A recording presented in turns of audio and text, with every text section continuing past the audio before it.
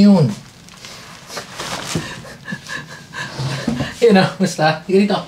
Ganito ka dali. Yeah. Yun na, musta? From Margalilit and Mama Pegs. Baba mo na si Margalilit. Okay, mangagat ka na muna dyan. Yun na, musta? So, dumating na tayo sa point na kala ko di ako bibili nito pero bumili ako. Nandiyan naman nakalagay sa title, bumili tayo ng APC or UPS. Magkano bilhin natin dito? Naka-discount naman ako kaya bumili na rin ako. Nasa add to cart ko to. Kaya ako bumili kasi ayun, ito. So, nabili natin. Hindi ko masasabi kung maganda siya or pangit kasi wala namang basihan doon, di ba? Pero ang siguro, kung gumagana siya, so sana gumana. Pero nabili natin ng 2.5 originally from, or almost 2.6, 2.556 from 3.4. Naka-discount tayo. Ayan to, 1,500. Kasi kung titingnan natin, yan, no? Ito yung presyuhan niya. Pag 650 lang, 1.1. Tas yung 1,000 to 1. Yung 1.5, mura na konti.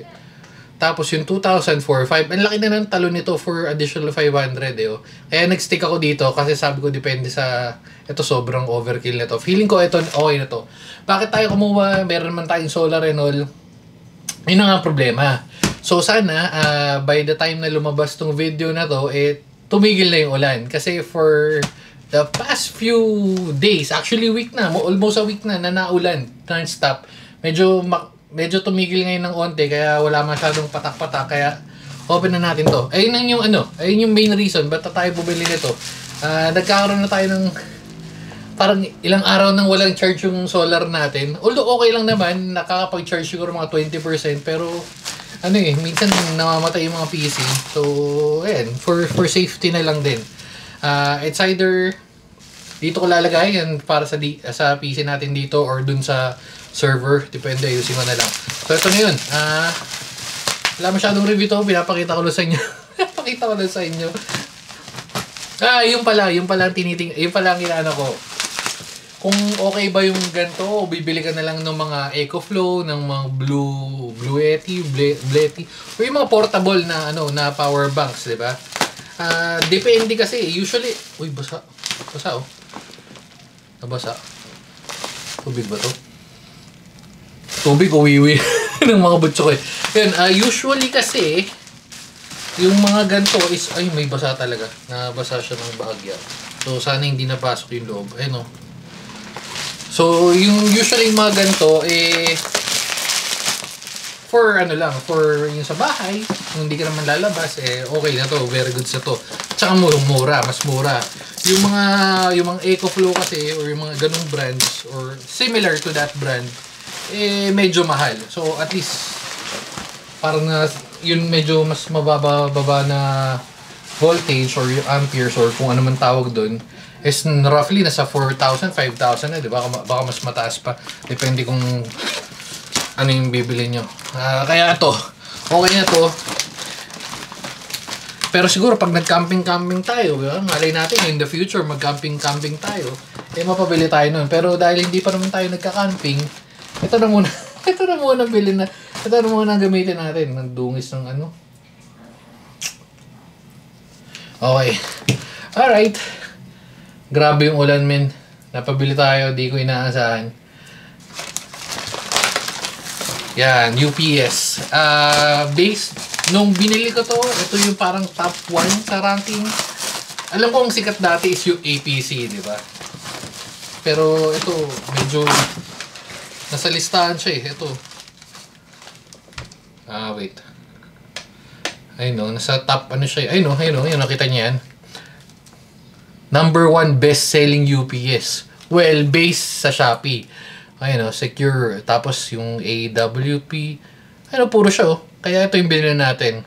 Ito nga yung APC, medyo malayo-layo. Kasi mahal yata ito eh. Kaya ganun eh. 650. Nasa 2.1.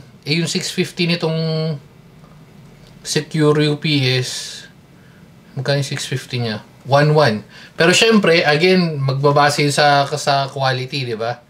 Pero yan, UPS, ang talaga trusted, ang alam ko based do sa mga dati na pinaggagamitan natin, APC talaga. Pero yan, wala siya masyado sa ano yun. Wala siya sa ranking eh. Siguro dahil nga mas mura, ayun o, ito 1,000 VA. Medyo mahal yung 5,000. Yun. Pero tingnan natin. Mukha naman okay. And again, sa akin, okay lang to. Sana hindi masira. Okay lang to kasi meron naman talaga tayong solar. Eh, nagkataon lang nga na ulan-ulan. Kaya kailangan natin ng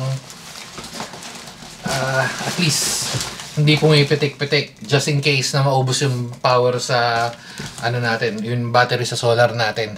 Napaka-secured naman ito. Okay. Feeling ko mas marami pa yung unboxing kaysa dun sa ano, buksan nila. Ilang saksakan? Ito pala, ilang saksakan to. Yan. Okay. At kung nakikita nyo may kalat pa sa likod, meron pa talaga yan dahil nag-aantay pa tayo nung paglalagyan nating lamesa or nung stante. Yung katulad ng lagay ni mga Peggy dyan para medyo maayos-ayos. Okay. Ang dami ko ng kalat. Ito ba? Goods. Alright. So, balik na tayo dito. Ito na yun. UPS Secure. Secure ang brand niya. APC. Mabilisan tayong thumbnail. Thumbnail na lang natin to. Okay. So, ito yung mga maririnig nyo pag meron kayo sa bahay. Kapag nawala yung kuryente. Ito yung mga yun.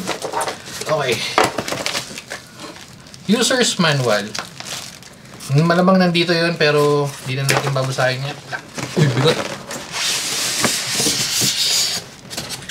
Okay, rekta saksak na to. Rekta saksak niya.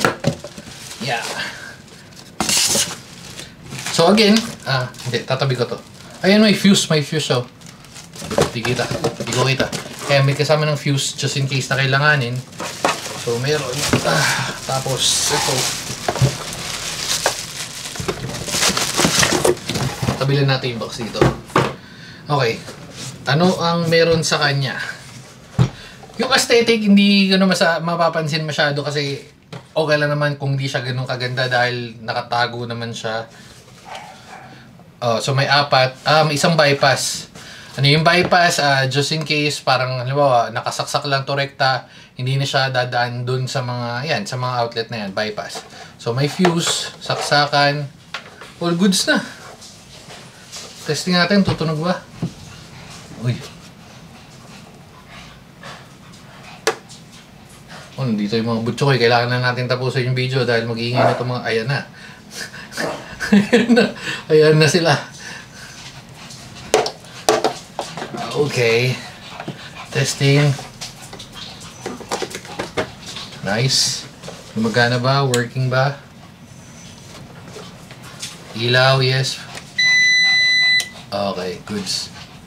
Okay, goods. Ayun, charging na naman. Okay, very goods. Gumagana na yan. Kailangan pa babakita. Yan lang naman yun. Yan lang naman yung pinang-function yun. Pag pinindot mo yan, dapat gagana na siya. Charging na siya yun. Kung di kayo naniniwala, check nyo sa manual. Pero, ayun. So, dahil dyan, dito na natin tatapusin. Anong kailangan mo? Yan. Ano? Video card. Video card to. Dahil dyan, dito na natin tatapusin. Ito yung bago nating video card. Bye na guys. Babu.